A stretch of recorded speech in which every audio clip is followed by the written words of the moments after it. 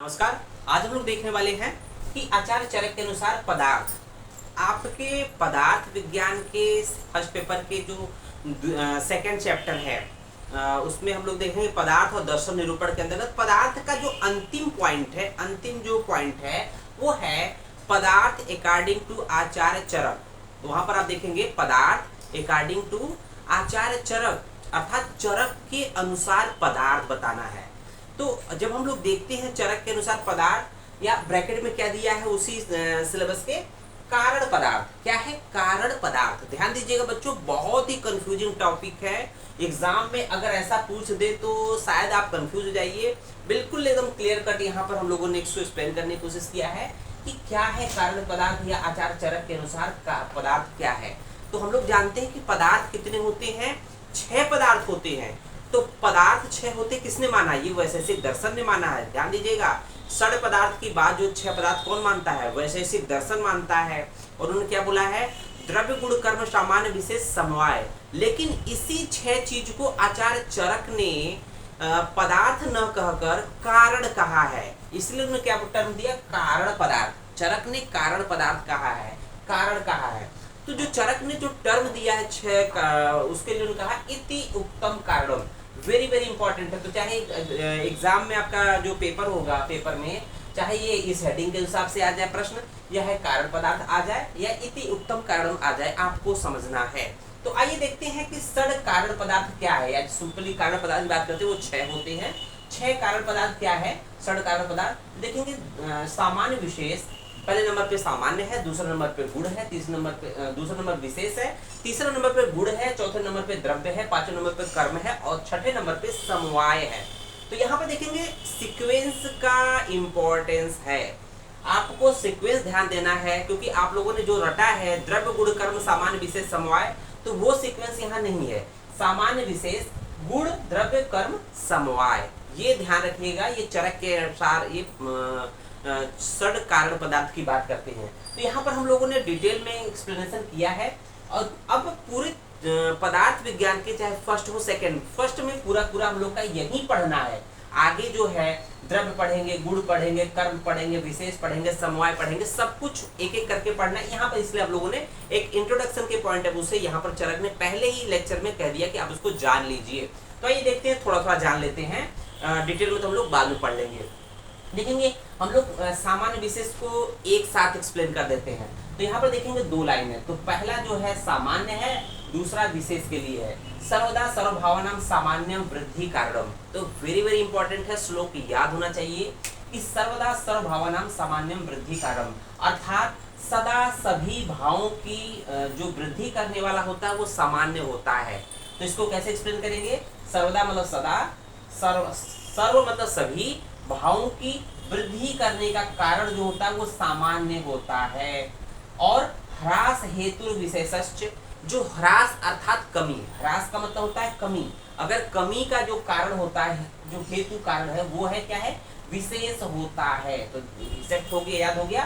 प्रवृत्ति उभयस्तु, और इन दोनों की प्रवृत्ति या क्रिया, इन दोनों की क्या, सामान्य और विशेष, प्रवृत्ति उभयस्तु। और इन उभय का मतलब होता है कि सामान्य विशेष दोनों की जो है प्रवृत्ति अर्थात जो क्रिया होती है, इसी क्रिया के द्वारा बढ़े हुए दोष धातु मलों को साम्य अवस्था में लाया जाता है। बात समझ में नहीं आई होगी। तो इसको अगर आपको समझना है तो हम लोग वीडियो में इसका लिंक दे देंगे। सामान्य विषय पर हम लोगों ने बहुत ही डिटेल में बनाया, आप उसको दिमाग मत लगाइए, उस लिंक को देख लीजिएगा, जरूर एक बार देख लीजिएगा। बहुत ही मेरा वायरल वीडियो है बच्चों, देख लीजिएगा इसको। अब बात करते हैं सिंपली, जो सामान्य जो होता है वो 3 प्रकार का होता है। द्रव्य समान, गुण समान, कर्म समान, आपको इजिली याद कर लेना है। और विशेष जो होता है वो भी 3 प्रकार का होता है। द्रव्य विशेष, गुण विशेष, कर्म विशेष। वीडियो हम लोगों ने डिटेल में बताया है। अब देखेंगे उसके बाद गुण की बात करते हैं। गुण तो तीसरे नंबर पे गुण आता है। तो गुण क्या है? गुण को हम लोग कहते हैं क्वालिटी। गुण क्या है? क्वालिटी, है ना। कहते हैं ना किसी चीज की विशेषता, गुण। तो गुण क्या है? समवायु तो निश्चित कारण गुण है। तो यहाँ पर 3 पॉइंट याद रखना बच्चों। 3 पॉइंट क्या है? पहला पॉइंट समवायी है, दूसरा पॉइंट निश्चेष्ट है, तीसरा पॉइंट है कारण है। तो समवायी अर्थात जो समवाय संबंध से रहता हो। तो समवायी का मतलब जो समवाय संबंध के साथ, जो द्रव्य में समवाय संबंध के साथ रहता हो। निश्चेष्ट अर्थात निश्चेष्ट बिना चेष्टा के रहता हो। और कारणम, कारण का मतलब होता है कि उसको ग्रहण करने का कारण है। मान लीजिए यहाँ पर समवाय है कि कोई द्रव्य है, उसमें जो गुण होता है वो समवाय संबंध से रहता है और बिना किसी प्रयास से निश्चेष्ट चेष्टा रहित रहता है। और उसके ग्रहण कर किसी भी द्रव्य के ग्रहण करने का जो कारण होता है दैट इज कॉल्ड गुण। हम लोग अगर बात करें, अगर ये कलम, अगर ये हमारे लिए, अगर हम ये इसकी स्याही खत्म हो गई, मान लीजिए प्लास्टिक का पार्ट है, हमने फेंक दिया, ठीक है ना, फेंक दिया तो हमारे लिए तो ये निर्गुण हो गए। लेकिन अगर जो कबाड़ी वाला होता है उसको बिनेगा तो वो उसको उठाएगा तो कहेगा उसको उसके लिए क्वालिटी है, इसमें क्या क्वालिटी है कि उसको बेचेगा, उसको मूल्य मिलेगा, पैसा मिलेगा। तो कहीं ना कहीं हम अपने पॉइंट ऑफ व्यू से देखते हैं कि ये हमारे लिखने के पॉइंट ऑफ व्यू से इसमें गुण नहीं है, अर्थात इसका जो इंक खत्म हो गया, बट किसी न किसी इसकी क्वालिटी अभी कोई ना कोई क्वालिटी इसमें है। तो यही कह रहा है कि जो ग्रहण करने कारण है। अगर हम बात करें कि जो आप बेस्ट पेन से लिखते, एग्जाम में कहते हैं ना अपने सबसे फेवरेट पेन से लिखते हो, तो उसकी एक विशेषता है गुण, उस गुण की वजह से ही आप उसको उसकी तरफ आकर्षित होते हो। तो किसी भी द्रव्य की ओर हम आकर्षित होते हैं कि उसकी पर्टिकुलर गुण की वजह से। अगर गुण न रहे ना तो कोई किसी को पूछे ही ना, जो गुणवान होता है उसको ज्यादा पूछते हैं, या आप लोग जानते हैं। तो देखिए गुणों की जो संख्या आचार्य चरक ने बताई है, 41 अर्थात 41 बताई है। तो यहाँ पर उन्होंने 5 कैटेगराइज कर दिए हैं, अर्थात सार्था अर्थात इंद्रिय गुणों की संख्या 5 कह दिया है। गुरुवादी गुणों की संख्या उन्होंने 20 कह दिया है। याद रखिएगा एग्जाम पूछा जाता है। आत्मगुणों की संख्या उन्होंने 6 कह दिया है। परादि गुणों की संख्या 10 कह दिया है। इस तरह से टोटल 41 गुण हो जाते, 41 गुण हो जाएंगे। अब यहाँ पर देखेंगे हम लोग द्रव्य की बात करते हैं। चौथे नंबर पर क्या है? द्रव्य है। द्रव्य क्या है? यत्र सिता कर्म गुण कारणम समवायियत, अर्थात कि द्रव्य वह मतलब द्रव्य क्या है कि जिसमें कर्म और गुण आश्रित होते हैं। यत्र आश्रिता, जैसा दिया यत्र आश्रिता, जिसमें आश्रित होते हैं, जिसमें डिपेंडेंट होते हैं, जिसमें रहते हैं क्या? कर्म और गुण। यहाँ दो चीजें हैं, कर्म और गुण।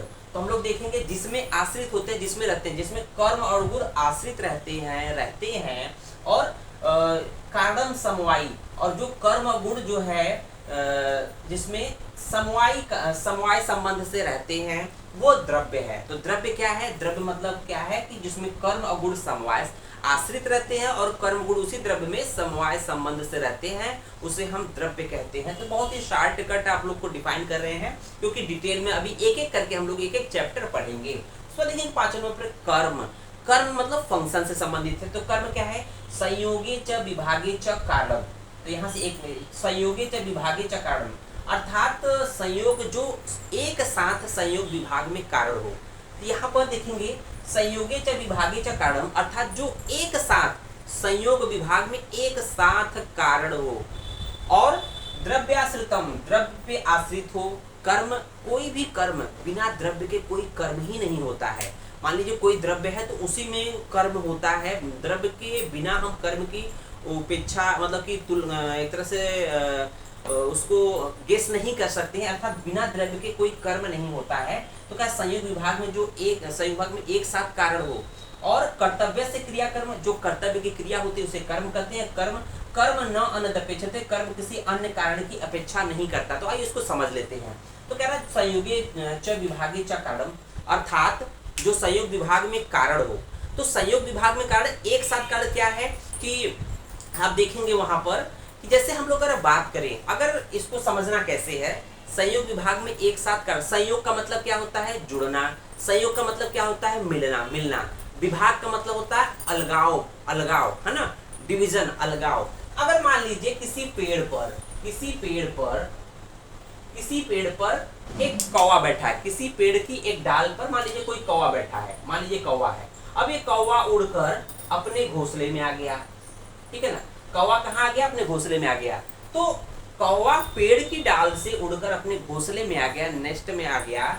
इसका मतलब कि यहाँ से जब यहाँ से उड़ा तो यहाँ पर क्या हो गया? यहाँ पर उसका अभाव हो गया, मीन्स विभाग हो गया, मीन्स अब वहां से हट गया।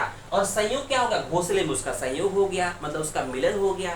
तो संयोग एक देखेंगे यहाँ पर घोंसले में उसका संयोग हो रहा है, मिलन हो रहा है। जबकि इस पेड़ की डाल से उसका विभाग हो रहा है, इसका मतलब वहां से उसका अभाव हो रहा है। तो इसलिए कह रहा है संयोगे च विभागे च कारणम, अर्थात संयोग विभाग में एक साथ कारण होता है और ये द्रव्य पर आश्रित होता है। कर्तव्य की क्रिया को कर्म कहते हैं। कर्तव्य का मतलब क्या पर यहाँ पर है कि कर्तव्य मतलब सद्वृत्त का पालन करने से करना ही, कि उसको फॉलो करना ही कर्म है। कर्म का मतलब कहते हैं ना अच्छे कर्म किए जा, तो सद्वृत्त का पालन जो डेली रूटीन की चीजें होती है, घर में माता पिता का जो मतलब कि एक तरह से आदर करना चाहिए, समय पर खाना चाहिए, क्या करना चाहिए क्या नहीं करना चाहिए, जो नियमतः बताया जाता है उसको बोलते हैं सद्वृत्त है। तो ये चीजें कर्म है। उसको देखेंगे समवाय। समवाय क्या है? समवायो अपृथक भावो भूम्यादिनाम गुणैर्मत सनित्यो यत्र ही द्रव्यम न तत्र नियतो गुण। तो यहाँ पर समवाय का मतलब होता है कि जो अलग न हो। तो भूमि आदि द्रव्यों का गुणों के साथ, भूमि आदि द्रव्यों का गुणों के साथ, भूमि आदि द्रव्यों का गुणों के साथ अपृथक भाव अर्थात अलग न होना। भूमि आदि द्रव्यों का गुणों के साथ अपृथक भाव अर्थात अलग न होना समवाय कहा जाता है। समवाय का मतलब होता है अपृथक भाव, जिसको हम लोग पृथक अलग अलग नहीं कर सकते हैं। तो ये सनित्य, वो नित्य होता है, अर्थात अनित्य नहीं, मतलब जब तक द्रव्य है तब तक वो संबंध बना रहेगा। यत्र ही द्रव्यम न तत्र नियतो गुण, अर्थात द्रव्य में जो गुण होता है वो निश्चित ही पाया जाता है। तो इस तरह से हम लोगों ने ये 6 पॉइंट को एक्सप्लेन कर दिया। और लास्ट में जो चरक क्या कहते हैं, इति उक्तम कारणम, एक श्लोक देते हैं इति उक्तम कारणम, इसलिए हमने इस पॉइंट को यहाँ लिखा है। तो इति उक्तम कारण, ये 6 का एक्सप्लेनेशन करने के बाद चरक क्या लिखते हैं, इति उक्तम कारणम। इसका अर्थ उन्होंने क्या बताया है कि अर्थात इस प्रकार जगत के सभी कार्य समूहों, जगत के सभी कार्य समूहों मतलब कार्य समूहों के कारणों का निर्देश कर दिया गया है। तो कार्य के समूह का जो कारण होता है, तो यहाँ पर 6 चीजें हैं। ये 6 चीजें क्या है? सामान्य, विशेष, गुण, द्रव्य, कर्म, समवाय। ये 6 चीजें क्या है? ये कारण है, अर्थात इन्हीं 6 के द्वारा जगत के सभी कार्य समूहों का कार्य संपादित होता है। तो इसलिए कह रहा है इति उक्तम कारणम। तो बच्चों, उम्मीद है आपको ये चीजें थोड़ी सी समझ में आई होगी कि अगर इस तरह की बात आती है तो आपको लिखना क्या है। इतना उम्मीद है कि आपको वीडियो पसंद आया होगा। वीडियो को लाइक जरूर करें, साथ ही साथ चैनल को में कमेंट अवश्य करें। धन्यवाद।